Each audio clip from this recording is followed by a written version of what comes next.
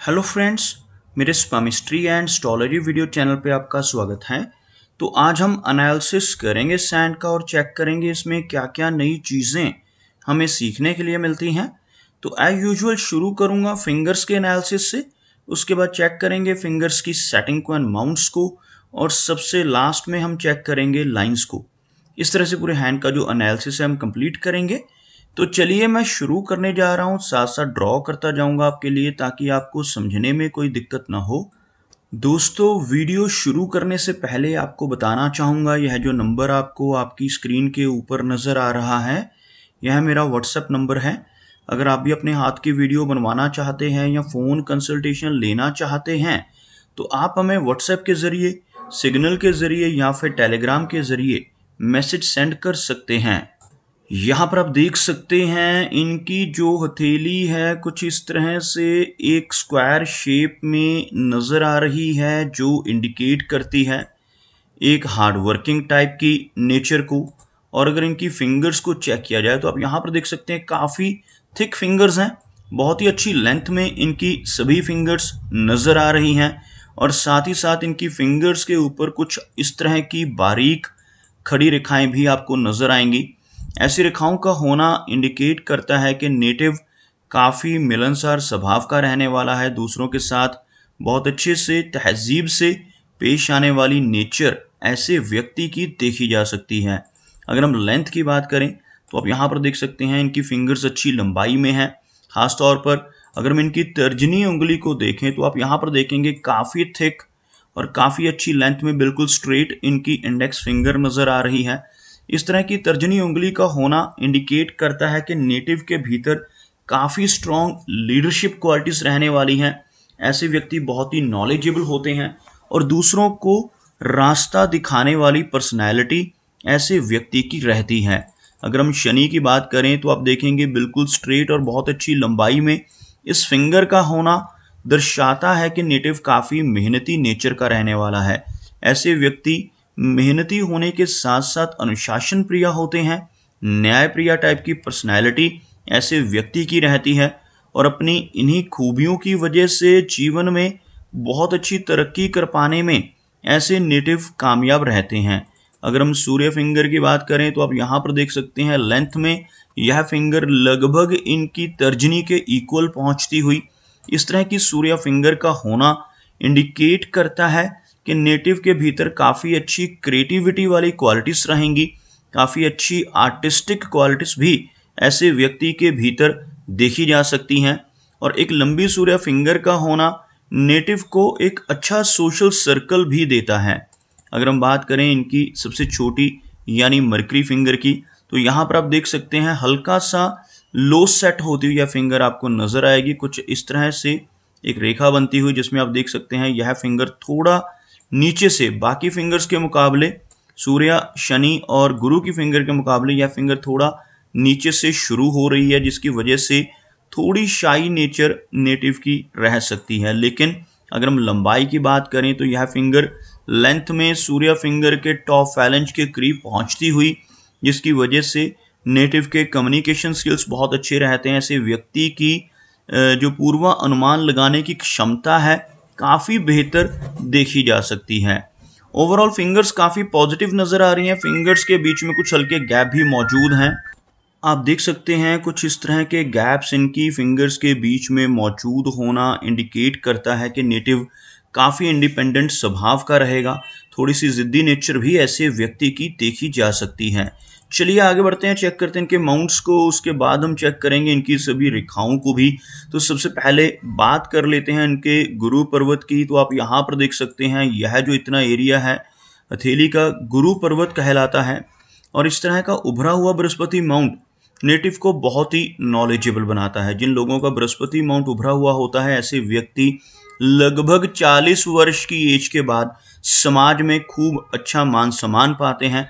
काफ़ी spiritual type की personality रहती है। अध्यात्म के क्षेत्र में, शिक्षा के क्षेत्र में ऐसे व्यक्ति बहुत अच्छा परफॉर्म, बहुत अच्छा योगदान समाज में दे सकते हैं। अब देख सकते हैं यहाँ पर आपको कुछ हल्की सी इस तरह की आड़ी रेखाएं नजर आएंगी।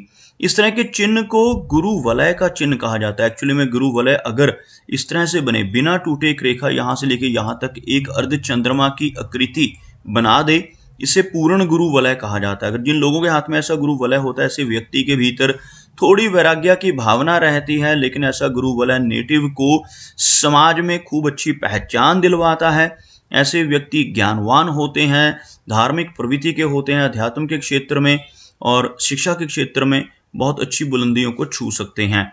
अगर हम देखें इनके शनि माउंट को, तो फ्लैट होता हुआ शनि माउंट यहाँ पे नजर आ रहा है, जिस वजह से थोड़ा संघर्ष जीवन में रह सकता है। लेकिन एक अच्छी और लंबी शनि रेखा इनके हाथ में आप देख पाएंगे, जिसकी वजह से नेटिव को जीवन में हर तरह की सुख सुविधाएं मिल जाती हैं। यहाँ से चलने वाली यह रेखा आपको लगभग इस एरिया तक, साथ साथ एक असिस्टेंट लाइन भी है जो थोड़ी ब्रोकन है, लेकिन यह इनके हाथ में मेन लाइन है।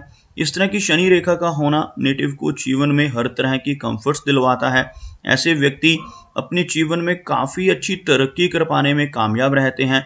खासतौर पर जिन लोगों का गुरु पर्वत इस तरह से स्ट्रांग होता है, ऐसे व्यक्ति अपने जीवन में 40 की एज के बाद बहुत अच्छी तरक्की कर पाने में कामयाब रहते हैं। अगर हम इनके सूर्य माउंट की बात करें, तो सूर्य का एरिया हल्का सा दबता हुआ नजर आ रहा है। सूर्य रेखा बहुत ज़्यादा लंबाई में नहीं है। सूर्य माउंट का दबना इंडिकेट करता है कि नेटिव को यश मिलने में कमी रहेगी। ऐसा नेटिव दूसरों के लिए कितना भी काम कर ले, दूसरों की कितनी भी मदद कर ले, बदले में कोई एप्रिसिएशन, कोई रिवार्ड नहीं मिल पाता, जिसे हम यश की कमी कहते हैं। आप यहाँ पर देख सकते हैं एक रेखा आपको इस एरिया में नजर आएगी, साथ साथ एक और छोटी सी रेखा। इस तरह की रेखाएं अगर हार्ट लाइन के पूरी तरह से ऊपर मौजूद होती हैं, तो यह नेटिव को लेटर एज में चलकर लाभ देती हैं। ऐसे व्यक्ति लेटर एज में चलकर बहुत अच्छी पहचान सोसाइटी में बना पाने में कामयाब रहते हैं। अगर आप इनके बुध पर्वत की बात करें, तो उभरा हुआ जो बुध का माउंट है, यहाँ पर आपको बहुत सारी ऐसी खड़ी रेखाएं, बारीक खड़ी रेखाएं भी नजर आएंगी। इस तरह की रेखाओं को हीलिंग लाइंस कहा जाता है, और जिन लोगों के हाथ में ऐसी हीलिंग लाइंस मौजूद होती हैं, ऐसे व्यक्ति दूसरों की प्रॉब्लम्स को समझने वाले होते हैं। अपने शब्दों से, अपने कर्मों से, अपनी सलाह या कंसल्टेशन से लोगों की प्रॉब्लम्स को दूर करने की काबिलियत ऐसे व्यक्ति के भीतर देखी जा सकती है। चलिए आगे बढ़ते हैं और देखते हैं इनकी सभी रेखाओं को। तो सबसे पहले बात कर लेते हैं इनकी हार्ट लाइन की। तो आप यहाँ पर देख सकते हैं इनकी जो हार्ट लाइन है, थोड़ी चेन्ड स्ट्रक्चर में नजर आ रही है, और एक बहुत अच्छा विष्णु चिन्ह इनकी हार्ट लाइन के ऊपर बनता हुआ भी नजर आ रहा है। आपको ड्रॉ करके दिखाना चाहूँगा।